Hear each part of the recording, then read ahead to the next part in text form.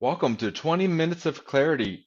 I'm Jason Noble, and with me today is the ever insightful Andy Merchant. We're continuing our exciting four-part series on passive investing. Today, we delve into the second segment, focusing on a critical aspect that every investor should consider: tax considerations for passive investing strategies. In our last episode, we covered the basis of passive investing. Now it's time to tackle the tax implications. To help you make more of what you earn, understanding these principles is absolutely essential to maximizing your investment efficiency and ensuring you're not caught off guard during tax season. Such an important thing. Now we'll break down the key tax considerations when engaging in passive investing. Look at how you manage your investments tax efficiently and discuss strategies to minimize your tax burden. This episode is packed with essential tips, whether you're a seasoned investor or just starting out. Our goal is to be clear, to arm you with the knowledge needed to navigate the often complex world of taxes with confidence. So let's set the timer and get right into it. Andy, what the first tax consideration is really around understanding how investment gains are even tax treated. Can you talk about that? Well, yeah, we can talk all day. We're going to talk all day about it. No, the reality is Jason, you hit it on your intro there. It's not so much a matter of what you make. It's a matter of a better measurement is what you keep. And so if you're someone out there that's like really kind of finding ways to optimize your wealth to generate greater returns, you have to understand the risk you're taking and what you're getting for it and what the taxable impact's going to be, because it's not a matter of what you make. It's a matter of what you're going to keep. And I bet you're going to hear that a couple times throughout the next 20 minutes. But let's just start off real simple. Think of if you envision a decision tree or just to start off of kind of a map. In order to even continue the conversation and worry about what we're going to talk in the next 19 minutes now, is you got to have a gain.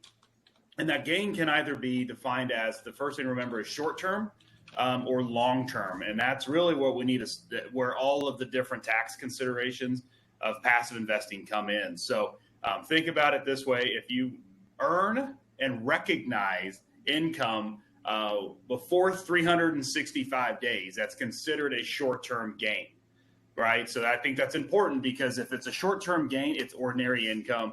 There's no other way to look at it. And so there's not a lot of tax considerations other than that. So I think it's important to know short-term gains, anything that you own and held for less than 365 days are just going to fall under your typical tax bracket. But what we're going to delve into for the rest of the day are all those ones that fall into the over 365 days, or also known as long-term capital gains. So I'm really excited about helping people better understand, because, as you mentioned, Jason, we have to help demystify this, because I don't think, and you answer this maybe for our listeners and viewers today, how often do you meet with a client and they're bringing in maybe their after-tax return on their statements and saying, hey, look, I invested this with you. What was my after-tax return? Did we talk about that? Right? Oftentimes, right, we look at what the performance did on gross of taxes. So I don't know, kind of loaded you with a question that I answered the question for you, but what are your thoughts? Well, no, but it is something that I bring up. Like, I'm going into, hey, we're doing this tax loss harvesting strategy, even from like a Roth conversion. I don't want to go too far down those kind of conversations, because we're going to stay focused on passive income strategies. But it's like, you won't see the tax savings that this has done for you when you do your taxes in 2028. You won't see it, right? You will only see the pain of the Roth conversion up front. You would only see it up front. You won't see the tax benefits and the savings as you move on. So you really have to understand like how this works. And so I could have 2 to 3 meetings on that one topic alone. When it comes to passive income strategies and portfolio strategies, understanding short-term, long-term capital gains, I would say most clients say that's something that I rely on you to understand and do for me. Understanding like qualified dividends and non-qualified dividends. Explain it to me, but then you like, how can you manage my money in an environment that I'm not giving all this extra gain to Uncle Sam's? I was doing an event right here in the office last Thursday, and we were talking through tax efficient strategy. Go figure, it's a common discussion. And I'm going, if I made you a 30% rate of return in 1 year, right? But it was all short-term capital gains, and you get paid ordinary income taxes on all of it. You can't really be that mad at me because I made you that kind of return in 1 year, right? But what was your total after-tax return within it? Probably not going to get a Christmas card that year, right? Now, what if I made that 30% rate of return, but I did it in a way that it was involved in tax loss harvesting? It was involved in ways of tax efficient strategies where I was more long-term capital gains, and you paid like a very small percentage to the federal government for what you earned. You kept more of that money in your pocket. Would I then get a Christmas card from you? Right? Same rate of return, but more was kept in your pocket. Yes. So it's important to understand how investment gains are treated. Now, you don't want the tax tail to wag the investment dog, but it's part of the tail. You have to understand how it works. And so to answer the question that Andy kicked back to me is like, my conversations is over years for my clients to really see the benefit of the work that we do today. But they won't see a statement. It will be more of a reminder. Hey, you remember when we did this or that back in 2024? And okay, now look at where you are today. Look at the distributions that you're taking or the income that's coming in, how much you get to keep and not go to Uncle Sam anymore.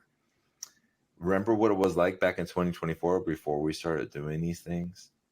This is where it's so important, right? If you feel like you're giving a lot to Uncle Sam, and if you don't feel that way, well, then don't reach out to us, right? But if you do feel that way and you got questions, this is where we want you to go to clearpicturefinancial.com, scroll down, enter your information, and schedule a conversation with a specialist. But let's go into another one. What is preferred versus ordinary income, Andy? Yeah, well, and I think for clarification to kick in, and Jason, I want to echo a few things that you just mentioned there. On this is, first of all, we probably needed to make the disclaimer: we're not giving tax advice today. We're just simply sharing how we as advisors approach relationships with our clients, right? And really, we do put the tax hat on anytime we make a decision, and we do caution you, and we do try to create awareness of those that are listening and viewing today, that not all advisors operate in that spectrum or that angle. And so just know that it may not be done. Performance on an investment statement is more important to them than possibly the after-tax return. And we just want to create awareness around that. And if you really think about what we're going to talk about today, and extending on is what Jason kind of started with, is you got to have ordinary incomes, and there's really the breakdown is ordinary versus preferred. And in simple context, a preferred income or preferred strategy, not dividend, is just a more tax preferred strategy or treatment around a passive income, right? And I think it's important, Jason, that we also note why. This is a partnership with the government or the IRS that basically states that, hey, if you invest in this strategy and you follow these rules, we're going to make it better than how we treat ordinary income, right, for you.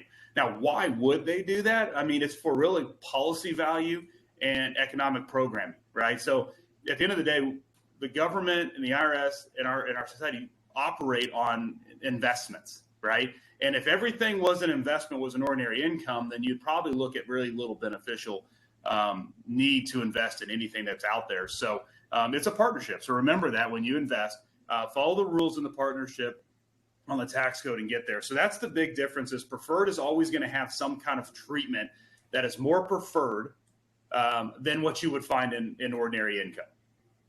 But right, Jason, as you and I, when we go down these plans, everybody has different income, right? So how would we address how everybody has the unique strategy around preferred is really starting right with understanding what their current situation is to start developing a strategy.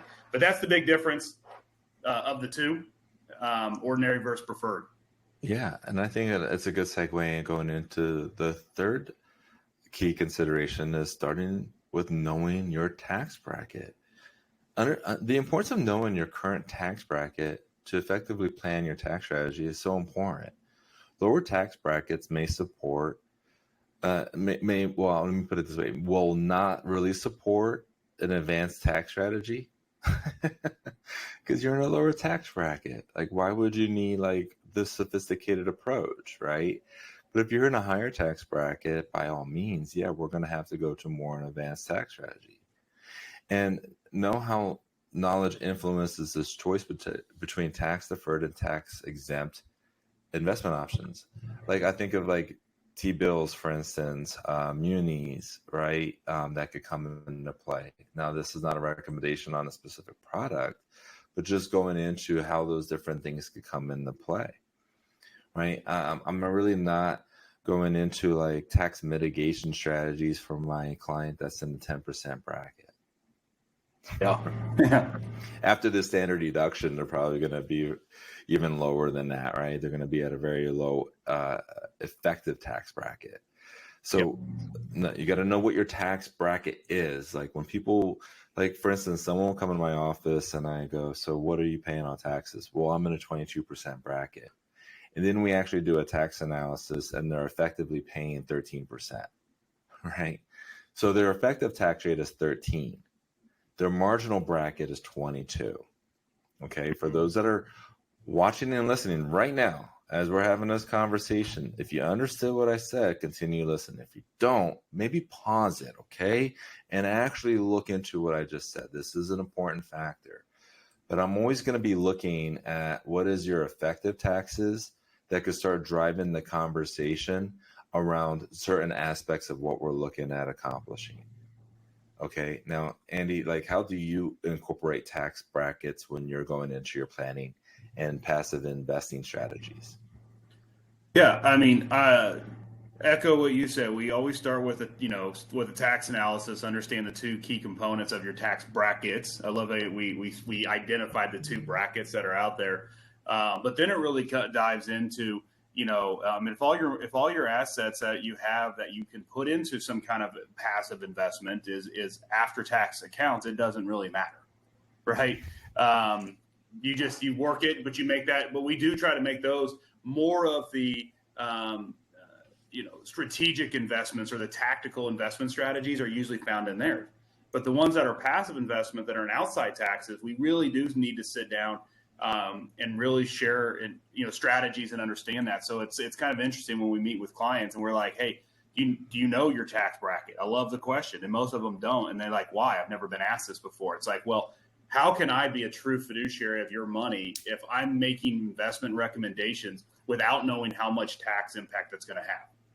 Mm-hmm. Great story, and this might resonate with a lot of people because of the Treasury bill that we had. Treasury bills, although paid an income to everybody in a very secure fashion, we'll call it 5%, right, Jason? Probably the blended last year of the Treasury bills for short term. Those are all they're considered non-qualified dividends, which means you pay ordinary income tax. Now, you can look up the rule on what makes a dividend go from non-qualified to qualified, but think about it this way. Maybe if you invested, $100,000, you were in the marginal bracket in the 30% range, 32% range, you're not getting 5%. You're getting 5% less the taxes, but your statement will show 5%. Then you got to pay your tax bill.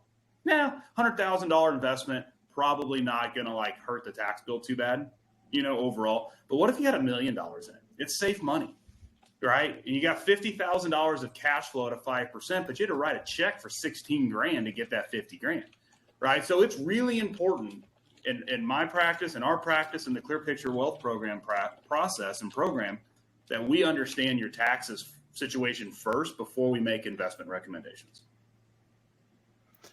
Yeah, it goes back to how do we go into the investment strategy and approach where you're still able to get a return, but how do we keep more of that return in your pocket and not passing it on to Uncle Sam, right?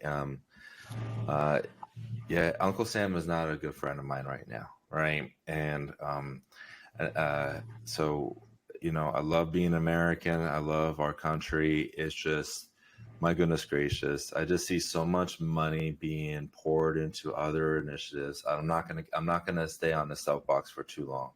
It is just one of those things where I'm a better steward of my finances than the federal or state government is. I'll leave it there. Let's go into taxes on passive investments, right? Yeah. There's a lot of different considerations that come into play. Long-term capital gains, I feel like we've covered that pretty well, right? Qualified dividends, do you feel like we covered that pretty well? Do you think we should go a little Yeah. deeper? Yeah, but I think we take a step back. We've covered capital gains pretty well, but what we may have not covered, and most people don't know, is that there is a bracket for qualified long-term capital gains, and depending on your income and where you fall in the bracket, your capital gains, most people don't know if it's the right income, could actually be 0%. Because capital gains could be 0%, could be 15, could be 20, and this is important to highlight those levels. This is all available on the IRS website. But the reason it's important is if you think about it, if you're a business owner, if you're self-employed, if you have variable income in an investment portfolio, again, the strategy of working with Jason and I and our team is by looking at your tax return and asking you what your projected income might be this year. That could help us determine if we want to accelerate any kind of selling or rebalancing, because it could allow us to keep you in a 0% tax bracket, but kind of free up some of those gains that you've built in. So I think that's important to understand that there are different brackets for capital gains that you have to know, and that's really going to be income based. And then, yes, to your point, qualified dividends. Not all dividends qualify, and so really working in conjunction with your tax professional and your advisor, which is how we do it in the Clear Picture Wealth Program. It's really important because if you can get those two on the same page, right, Jason, you're going to be a lot more efficient than what you can be. Yeah, right? something that I just wanted to grab real quick, and those Yeah. that are watching, they can see it. It's the 2024 important numbers, and on there it has the long-term capital gains rate. So married couple filing jointly, 0% rate that's at $94,050 or below. It's a 15% rate from $94,051 all the way up to $583,750. Okay, and then if you're over $583,750, then it's at the 20% rate for married couple filing jointly. For single bracket, the numbers are muted; they're lower, and then estate or trust is even further down, right? But what I'm gonna get to is having these conversations with clients going on into, okay, we are going to take advantage of the tax code law. We're going to take advantage of looking at long-term capital gains with these assets that you have, how this could fund your retirement.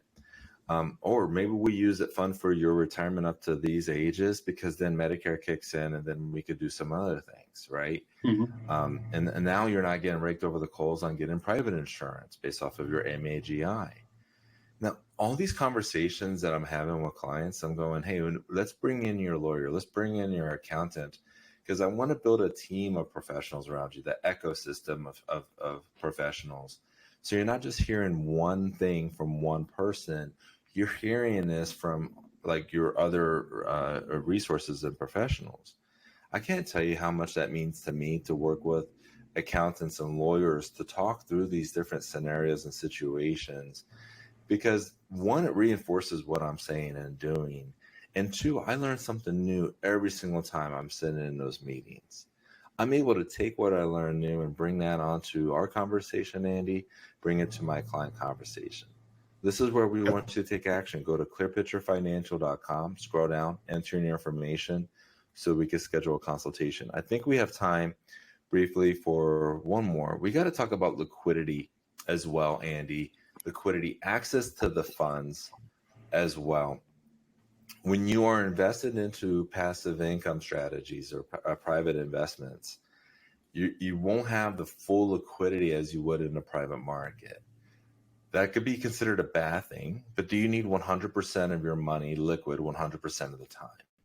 Probably not, right? And if that's the case, If that really truly is the case, don't listen to the rest of this podcast or the next two, because it's not going to be for you, right? But when you put money into these investment approaches and strategies, they're going to be locked in for a certain period of time, especially if you're invested in real estate, right? Or if you're invested in private credit or private debt. Like they're locked up into these companies or these entities. Like if you want your money, but so does everybody else, they're going to have to lower down the redemptions. So you could get some, but you're not going to get all, right? So all these things like really come into play when it comes into this. And then it's also the tax implications. Like you could get tax benefits in certain investment holdings while you're still holding it. But once you go to sell, then it becomes a realization. And then all of a sudden you get the tax man coming and knocking on your door asking for that extra money. So this is where it goes into like when you're going into the investment, understand the tax benefits and the investment strategy and things of that nature, but also know what is the exit? What is the strategy to get out and unwind from the position? What does that look like to make sure that's being factored into the overall investment thesis and your financial plan?